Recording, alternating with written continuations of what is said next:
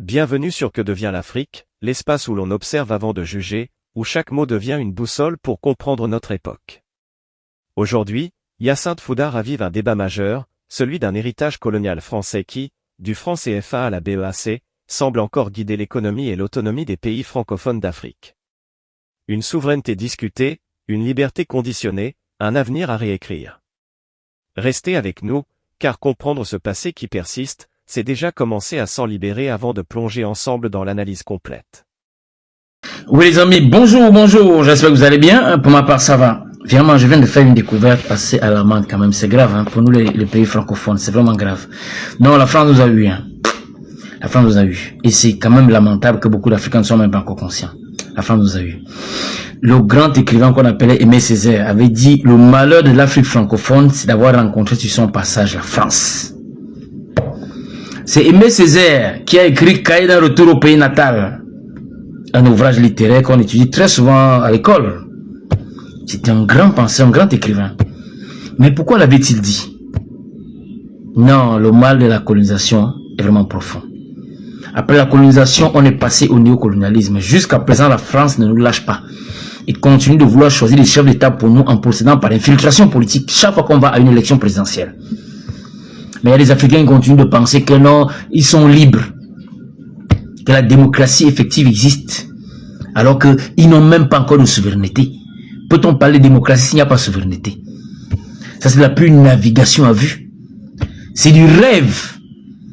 La démocratie en Afrique francophone n'est qu'un rêve. Ça n'existe pas. Pour qu'on parle de démocratie, il faut d'abord qu'il y ait souveraineté. Or, on est encore en train de se battre pour se libérer. Parce que nous sommes encore en train de vivre la colonisation, mais sous une autre facette. Ce n'est plus la colonisation où le colon lui-même était là en train de fouetter nos pères, non. C'est déjà la colonisation par procuration. Où on fait une proclamation d'indépendance pour endormir la conscience des Africains. On leur fait croire qu'ils sont libres. On place à la tête de leur pays des Africains comme eux, qu'on manipule, sur lesquels on fait parfois de la pression, au travers des présences des bases militaires françaises ou des bases militaires américaines. Et on croit qu'on est libre. On croit que nous sommes dans une démocratie. On va aller aux élections présidentielles. Les gens vont même mourir. Ils vont faire des marches bêtes. Ils s'offrent comme ça en sacrifice. Parce qu'ils ne comprennent rien. Les hommes politiques eux-mêmes, des grands traîtres, très souvent, vont faire des deals avec les Occidentaux. Parce qu'ils veulent seulement les honneurs d'être président, mais vendent le pays, hypothéquant l'avenir de leurs compatriotes. Voilà la triste réalité. Je viens de le découvrir, comme je le disais tout à l'heure en termes de cette vidéo, que ni la BCAO de l'Afrique de l'Ouest, ni la BEAC, ce qu'on appelle également BEAC en Afrique centrale, n'est véritablement une banque centrale. Ça fait mal, hein? On dit, oh, la BAC, la BEAC, Banque des États de l'Afrique centrale. Quand on parle des différentes représentations des banques centrales dans le monde, ces deux structures ne peuvent même pas passer par là. C'est-à-dire que non seulement on les convie pas, on les invite pas. Elles n'ont même, puisqu'il parle des structures, il s'agit des structures, elles n'ont même pas le droit d'assister. Elles n'ont même pas le droit de passer devant le portail. Encore moins de toucher le mur de la clôture. Mais nous appelons ça ici chez nous Banque centrale. Il existe une institution internationale. Ça s'appelle la BIR. Non, la BRI. BRI. La BRI. BRI veut dire quoi? Banque de règlements internationaux. N'est-ce pas? Voilà. On dit... Bon, là, il s'agit de la BAC et de la BCAO de l'Afrique de l'Ouest. On dit elles ne sont pas reconnues comme des banques centrales. Ni la BCAO de l'Afrique de l'Ouest, ni la BAC de l'Afrique centrale ne sont pas reconnues comme des banques centrales. Car elles tournent et fonctionnent avec du papier. Le CFA n'est pas une devise. On entend ici par devise une monnaie qui est acceptée à l'échelle internationale. Donc, et la BAC qu'on appelle BEAC et la BCAO fonctionnent avec du papier, avec lequel on trompe les Africains. Voilà là où on les a placés. Pourtant, nous avons des grands économistes depuis les années 60 qui ont pourtant des grands postes de responsabilité dans les banques et qui ne peuvent pas dénoncer ça. Voilà. On dit donc que toutes les banques centrales toutes les banques centrales appartiennent à un forum international qui leur permet de coopérer sur les questions de politique monétaire et financière. Je reprends la phrase. Toutes les banques centrales appartiennent à un forum international. Ce forum international s'appelle donc la BRI, que je viens de dire, voilà, et qui veut dire Banque des règlements internationaux. Donc toutes les banques centrales appartiennent donc à la BRI, Banque des règlements internationaux. Donc la BAC et la BCAO ne peuvent pas participer parce que vous avez du papier. Bon, lorsqu'on va décider, on va discuter, on va coopérer des questions politiques, les questions de politique monétaire. On parle de coopération, ça dit qu'il y a des échanges. Voilà. Donc lorsqu'on va coopérer ou discuter des questions de politique monétaire et financière, vous allez venir avec quel genre d'argent? Le CFA qui a du papier. Oh, la honte de ça, mon Afrique, oh, l'Afrique francophone, Afrique des étourdis, Afrique des somnambules, Afrique des rêveurs, Afrique des vantards, Afrique des jouisseurs, Afrique des aveugles, Afrique des néocolonisés. C'est grave. On dit donc, mais curieusement, les banques centrales d'Algérie, banques centrales du Maroc et banques centrales d'Afrique du Sud font partie de la BRI. Mais la BCAO et la BAC ne font pas partie. Parce que nous ne fonctionnons pas avec de l'argent. Nous fonctionnons avec du papier, qui n'est accepté nulle part, à part dans la petite zone franc. Il y a des pays qui ont décidé de sortir du franc CFA, ont créé leur franc, mais ils appellent ça franc. Par exemple, franc guinéen. Mais curieusement, j'ai plus de notes ici, je sais pas où j'ai mis ça. Aïe. Parce que j'ai d'abord fait un documentaire sur d'autres choses. Voilà, je vais quand même me rappeler, je sais plus où j'ai noté ça. Regardez, la Chine a une monnaie qu'on appelle le yuan, n'est-ce pas? Est-ce qu'on a dit c'est franc chinois? On dit yuan, n'est-ce pas? L'Europe a une monnaie qu'on appelle l'euro. Est-ce qu'ils ont dit franc euro? L'Amérique a une monnaie qu'on appelle le dollar, n'est-ce pas? Est-ce qu'on a dit franc dollar? Pourquoi vous mettez toujours franc? Franc est le diminutif de France. Même si vous sortez une monnaie, vous mettez la franc dedans. Vous êtes quelque part dans le giron français. Donnez à votre monnaie un nom. Laissez un peu le nom franc là. Laissez le nom franc. Les Chinois ne font pas ça. Je crois les Turcs ne font pas ça. Je crois les Marocains ne font pas ça. Les Américains ne font pas ça. Pourquoi tous les Africains? Ils sont toujours néocolonisés à toujours mettre, même quand ils veulent sortir du franc CFA, ils vont toujours mettre franc guinéen, franc ceci, franc cela. Je crois que même le Ghana a une monnaie, ils ne mettent pas franc dedans. Voilà, vivement que les Africains se réveillent. C'est une véritable honte qu'en 2025, que nos différentes banques centrales ne soient même pas reconnues sur le plan international. Quand on fait le forum des banques internationales, on n'est même pas invité. On n'a même pas le droit d'aller toucher au portail. Bon, on espère que les vidéos que nous faisons tous les jours vont éveiller les consciences et que les Africains finalement vont se libérer. Vous voyez, hein? Le malheur de l'Afrique francophone, c'est d'avoir rencontré son passage la France. Là où la France nous a placés là. C'est un grand combat d'en sortir. Hein. C'est sérieux. Voilà, je vais donc m'arrêter là. Ceux qui me découvrent pour la première fois, bien vouloir vous abonner, partager, liker. Je fais d'habitude dans la géopolitique internationale. Je fais dans l'éveil des consciences et quelquefois dans les affaires matrimoniales. Comme je l'ai souvent dit, si je n'ai fait que parler, c'est pour vous que je parlerai. Ma bouche sera la bouche des malades qui n'ont point de bouche. Et ma voix la liberté de celles qui s'affaissent au cachot du désespoir. Je reprends ici la célèbre phrase de M. Césaire au Martiniquais, dans le cas d'un retour au pays natal en ces thèmes dont je vous laisse et vous souhaite de passer une très bonne journée. Nous nous revoyons à la prochaine vidéo. Dès les premiers instants, il est impossible d'ignorer l'écho assourdissant des mots de Hyacinthe Fouda, « La France nous a eus ». Ces 3 syllabes résonnent comme un glas dans le silence de l'histoire africaine, rappelant que l'indépendance formelle n'a jamais suffi à libérer l'Afrique francophone de l'ombre persistante du néocolonialisme. En évoquant Aimé Césaire, Fouda ravive une mémoire collective, celle d'un continent qui a trop longtemps subi, parfois dans la naïveté, le choix et l'ingérence des puissances étrangères. Ce rappel n'est pas simplement historique, il est un avertissement pour chaque Africain conscient de sa destinée. Le malheur de l'Afrique francophone, selon Césaire et selon Fouda, ne réside pas uniquement dans le passé colonial, mais dans la perpétuation des mécanismes subtils de domination économique et politique.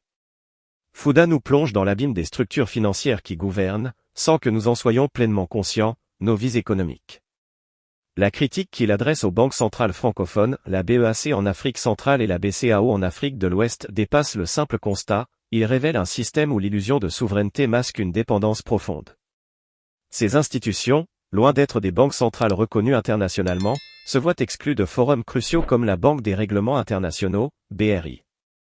Ce contrôle indirect exercé par les puissances occidentales est un obstacle majeur à la véritable autonomie africaine, rappelant que le concept de démocratie reste théorique si la souveraineté monétaire n'est pas acquise.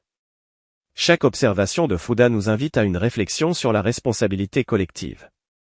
Lorsque des institutions financières africaines sont limitées à manipuler du papier, sans reconnaissance internationale, c'est l'ensemble de l'Afrique qui est privée de sa voix dans les débats économiques mondiaux.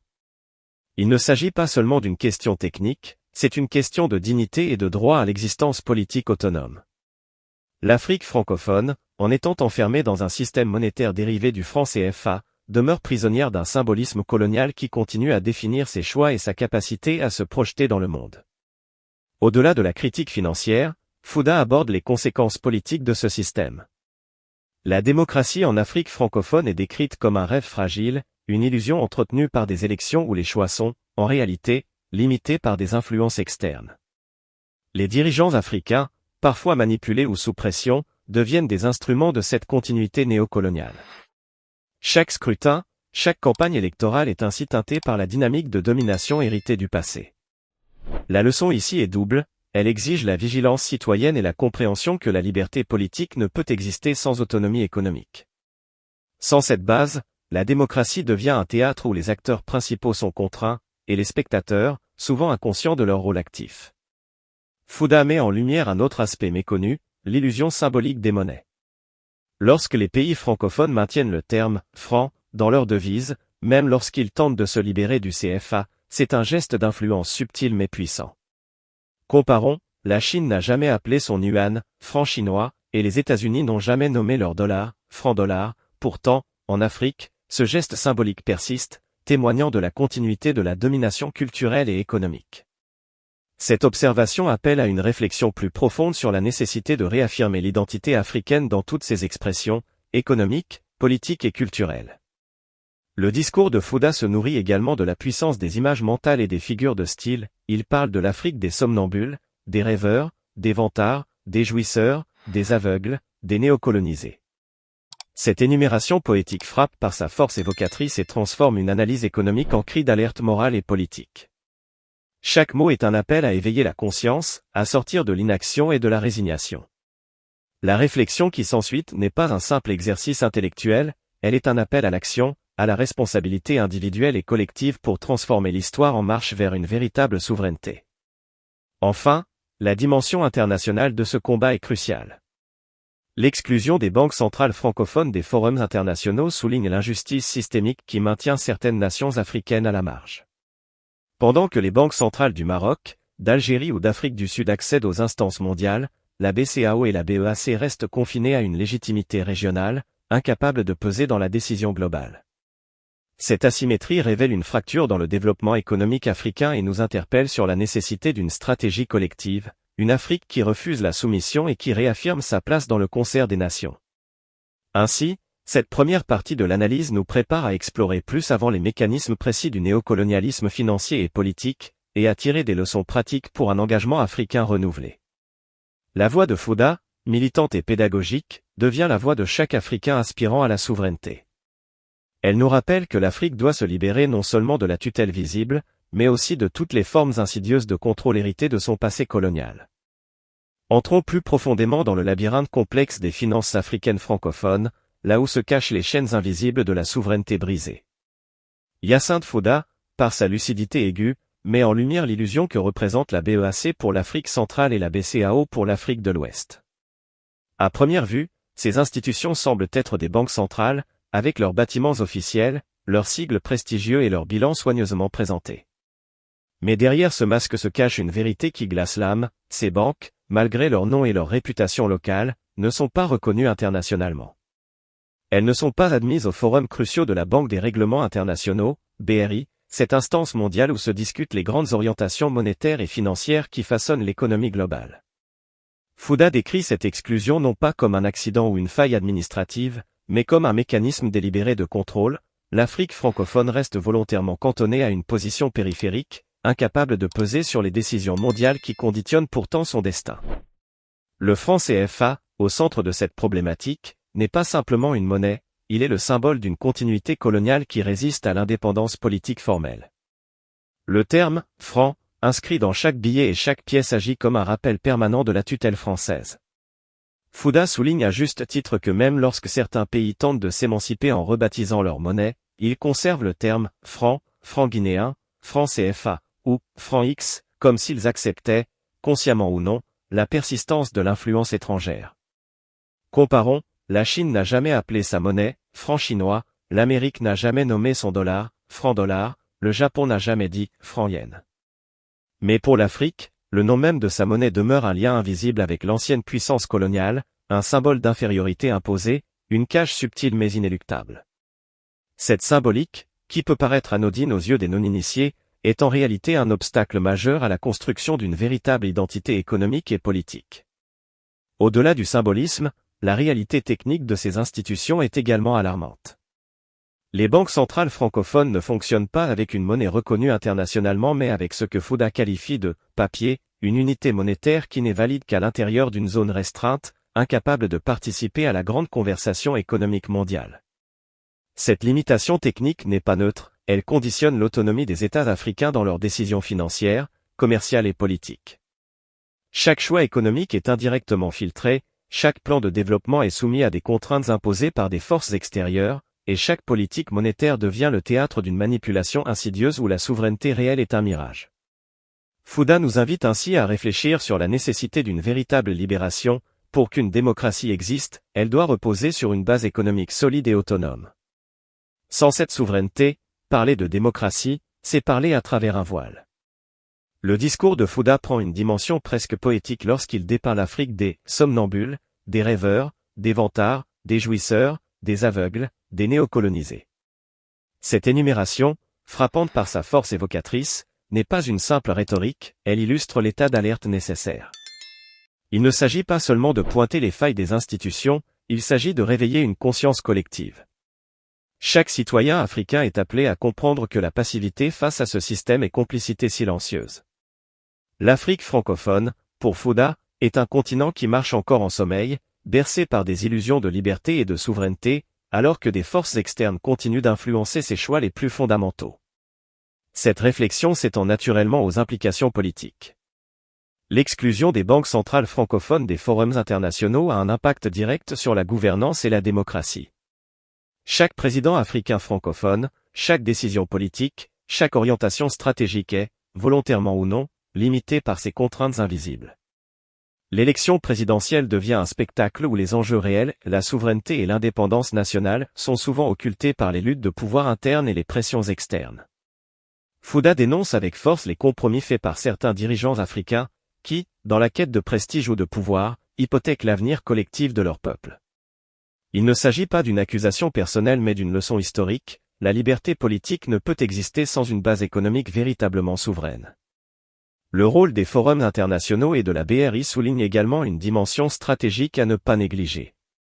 Ces instances mondiales ne sont pas de simples lieux de discussion, elles sont des lieux de décision qui déterminent les flux financiers globaux, les politiques monétaires internationales et, par extension, la capacité des États à développer leurs économies de manière indépendante.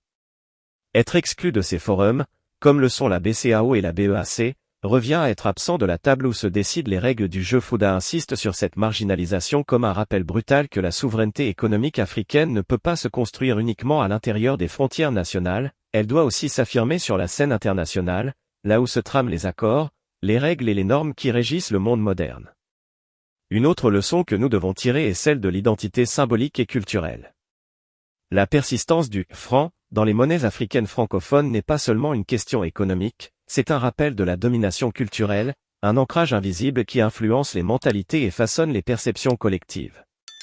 Chaque billet, chaque pièce, chaque transaction quotidienne rappelle inconsciemment à l'Africain qu'il n'est pas encore totalement libre. Fouda nous exhorte à comprendre que la libération véritable ne peut pas se limiter à des mots ou à des déclarations d'indépendance, elle doit s'incarner dans chaque aspect de la vie sociale, économique et culturelle. C'est un appel à la vigilance, à la responsabilité et à l'action réfléchie, pour que chaque Africain devienne acteur de sa propre souveraineté. Enfin, l'analyse de Fouda nous rappelle que cette situation n'est pas figée et qu'un changement est possible. Les citoyens africains, éveillés par des voix telles que la sienne, peuvent devenir les artisans d'une transformation radicale. La conscience critique, l'éducation, l'information et la mobilisation collective sont les outils par lesquels l'Afrique peut se libérer de ces chaînes invisibles. Fouda conclut sur une note de responsabilité et d'espoir: chaque Africain a un rôle à jouer dans la construction d'un continent souverain, capable de se projeter dans le monde avec dignité et autonomie. Comme il le souligne, ces vidéos ne sont pas seulement des analyses, elles sont des invitations à la réflexion, à l'éveil des consciences et à l'action citoyenne. Dans cette partie, nous avons exploré les aspects financiers, symboliques et politiques de la situation africaine francophone, révélant les liens subtils mais puissants qui maintiennent le continent dans une forme de dépendance. Nous avons compris que la souveraineté ne peut pas être réduite à la politique seule, elle doit être totale, économique, culturelle et symbolique. Chaque observation de Fouda devient ainsi une leçon historique et un appel à l'action. Le combat de l'Afrique pour sa liberté est loin d'être terminé, mais il est désormais éclairé par la lucidité et l'engagement critique de ses fils et filles.